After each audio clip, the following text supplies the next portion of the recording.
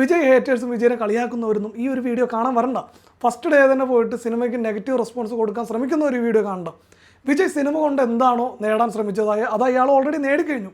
ഇപ്പോൾ ഈ സിനിമയ്ക്ക് കിട്ടിയേക്കുന്ന ഒരു പ്ലസ് പോയിൻ്റ് എന്താണെന്നറിയോ?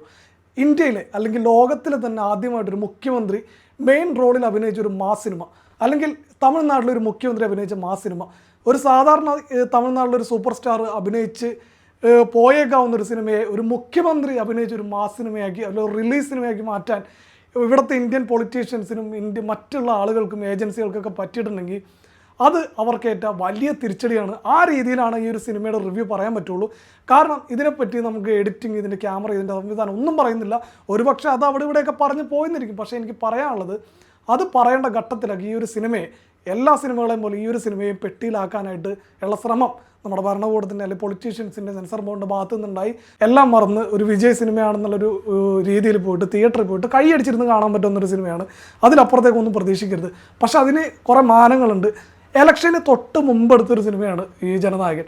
ഇലക്ഷന് തൊട്ട് മുമ്പെടുത്തുകൊണ്ട് തന്നെ കൃത്യമായിട്ട് ആരെയൊക്കെ കൊട്ടണം, ആരെയൊക്കെ തല്ലണം എന്ന രീതി കൃത്യമായിട്ട് വിജയ് ഈ ഒരു സിനിമ കൊണ്ട് അവലംബിച്ചിട്ടുണ്ട്. കൃത്യമായിട്ട് പറഞ്ഞാൽ ഒരു എലക്ഷൻ ഒരു പ്രചരണമാണ് ഈ ഒരു സിനിമ. അത് ഞാൻ അന്ന് ഒരു വീഡിയോയിൽ പറയുകയുണ്ടായി. ഈ ഒരു സിനിമ ഇറങ്ങിയില്ലെങ്കിൽ ഇറങ്ങിയ ജനനായകനേക്കാൾ പവർഫുള്ളായിരിക്കും ഇറങ്ങാത്ത ജനനായകനെന്ന്. അതുപോലെ തന്നെ ഈ ഇന്ത്യൻ പൊളിറ്റിക്സിൽ അല്ലെങ്കിൽ തമിഴ്നാട് പൊളിറ്റിക്സിൽ സംഭവിക്കുകയും ചെയ്ത് വിജയ് മുഖ്യമന്ത്രിയായി. ഈ സിനിമ കൃത്യമായിട്ട് പറഞ്ഞാൽ നമ്മുടെ ഈ പരാശക്തി സിനിമയോടൊപ്പം ഇറങ്ങേണ്ട ഒരു സിനിമയാണ്. പരാശക്തി സിനിമ എന്ന് പറഞ്ഞാൽ നമ്മുടെ DMKയുടെ പൊളിറ്റിക്കൽ അജണ്ടയുമായിട്ട് ബന്ധപ്പെടുത്തി റിലേറ്റ് ചെയ്തൊരു സിനിമയായിരുന്നു.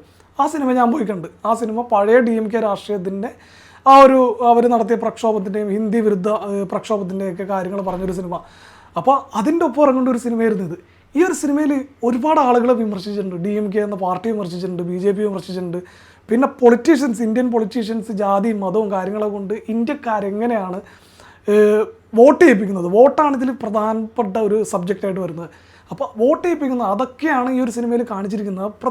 ഈ അന്നത്തെ ആ ഒരു ഈ ഇലക്ഷന് മുമ്പുള്ള തമിഴ്നാട്ടിലെ ആൾക്കാരെ എങ്ങനെ കയ്യിലെടുക്കണമെന്ന് കൃത്യമായിട്ട് പഠിച്ചിട്ടുള്ള ഒരു സിനിമയാണ്. വളരെ സിമ്പിളായി ലളിതമായി സ്പൂൺ ഫീഡ് ചെയ്ത് നമ്മളിപ്പോഴും മലയാളികൾ പുച്ഛിക്കും, വിജയ് ഒരു മണ്ടറാണ് അല്ലെങ്കിൽ ഈ രക്ഷകൻ സിനിമകൾ മാത്രം ചെയ്യും എന്നുള്ള രീതിയിലൊക്കെ നമ്മൾ കളിയാക്കുന്നില്ലേ. പക്ഷെ അതെല്ലാം വിജയുടെ ഒരു സ്ട്രാറ്റജി ആയിരുന്നു, അല്ലെങ്കിൽ ഒരു ബുദ്ധിയായിരുന്നു. ചാണക്യ ബുദ്ധി എന്നൊക്കെ പറയുന്ന പോലെ അത്തരം ബുദ്ധിയിലൂടെയാണ് വിജയ് ഇപ്പോൾ മുഖ്യമന്ത്രിയായത്. ഇനി സിനിമയെ പറ്റി പറയുകയാണെങ്കിൽ ഈ സിനിമയിൽ വിമർശനങ്ങളാണ്, മൊത്തം കംപ്ലീറ്റ് വിമർശനങ്ങളാണ്.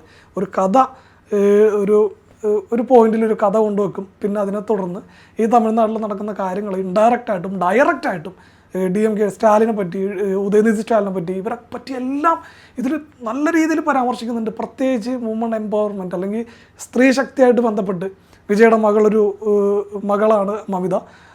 അവൾക്ക് ഭയമാണ്. ആ ഭയത്തെ ഇല്ലാതാക്കാൻ വിജയ് ശ്രമിക്കുന്നത്. ഏറ്റവും അവസാനം വിജയനടിക്കാൻ ഇനി ആരും തയ്യാറാവണ്ട, ഇവിടുത്തെ സ്ത്രീകളുണ്ടെന്നുള്ള രീതിയിലൊക്കെ ആ ഒരു വിജയനെ ഭയങ്കര ഗ്ലോറിഫൈ ചെയ്ത് വിജയ് ഉണ്ടായാലും ഈ ഒരു നാട് രക്ഷപ്പെടുള്ളൂ, തമിഴ്നാട് രക്ഷപ്പെടുള്ളൂ, അങ്ങനെ ഒരു ടേമിലേക്ക് അല്ലെങ്കിൽ ആ ഒരു തരത്തിലേക്ക് സിനിമയെ കൊണ്ടുപോകുന്നുണ്ട് കൃത്യമായിട്ട്.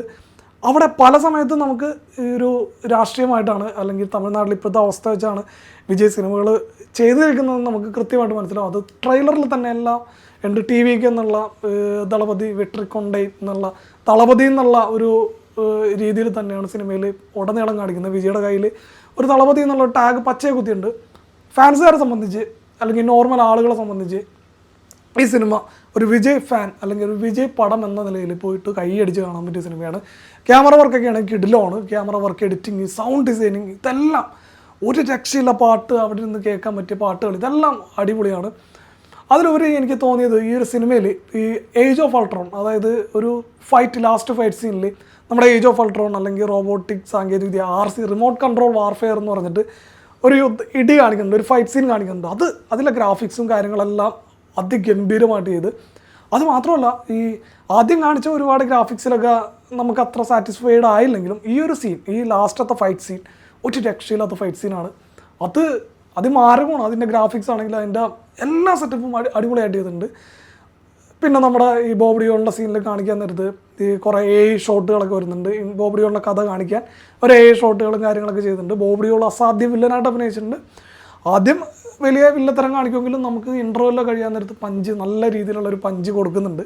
പിന്നെ പ്രകാശ് രാജ് നിലവിൽ തമിഴ്നാട്ടിലെ പൊളിറ്റീഷ്യൻസ് എങ്ങനെയാണ് ആളുകളെ ഡീൽ ചെയ്യുന്നത്, അല്ലെങ്കിൽ ജാതി, മതം, പൈസ, അധികാരം, ഇതെല്ലാം വെച്ച് ആളുകൾ എങ്ങനെയാണ് അത് കുറേ കൂടി എക്സാഗ്രേറ്റ് ചെയ്താണ് കാണിക്കുന്നതെന്ന് മാത്രമേ ഉള്ളൂ.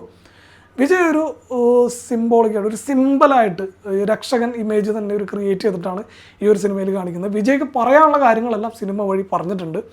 എന്തായാലും ഒരു ഫാൻസ് എന്നതിലുപരി ഒരു തമിഴ്നാട്ടിലിപ്പോൾ ഒരു CM അയക്കുന്ന മുഖ്യമന്ത്രി ഇത്ര നാളും എങ്ങനെയാണ് സിനിമ കൊണ്ട് ഒരു വലിയ മുഖ്യമന്ത്രി പദത്തിലേക്ക് എത്തിയത്, അത് ഇലക്ഷന് മുമ്പ് അതെങ്ങനെയായിരിക്കും ഒരു സിനിമ കൊണ്ട് തൻ്റെ ഈ മുഖ്യമന്ത്രി പദത്തിലേക്കുള്ള യാത്ര വലിയ രീതിയിൽ പ്രചരിപ്പിക്കാൻ പോകുന്നത്, അതാണ് ഈ ഒരു സിനിമ. അപ്പോൾ തീർച്ചയായിട്ടും ഒരു എല്ലാം മറന്ന്, വലിയ ബുദ്ധിജീവിതരൊക്കെ മറന്ന് പോയി കണ്ട് കൈയടിച്ച് കാണാൻ പറ്റിയ ഒരു സിനിമയാണ്. ഉറപ്പായിട്ടും നിങ്ങൾ എത്ര ഹേറ്റ് ചെയ്താലും എത്ര വെറുപ്പിച്ചാലും ഈ സിനിമ 100% നല്ല രീതിയിൽ വിജയിക്കും എന്നുള്ള കാര്യത്തിൽ യാതൊരു തർക്കവുമില്ല. ഇത്രേ ഉള്ളൂ. ഇനിയും പറയാനുള്ള എനിക്ക് ഒരുപാട് കാര്യങ്ങൾ. ഇത് കിടക്കട്ടെ. അപ്പോൾ അടുത്ത വീഡിയോയിൽ കാണുന്നവരെ എല്ലാവർക്കും ബൈ.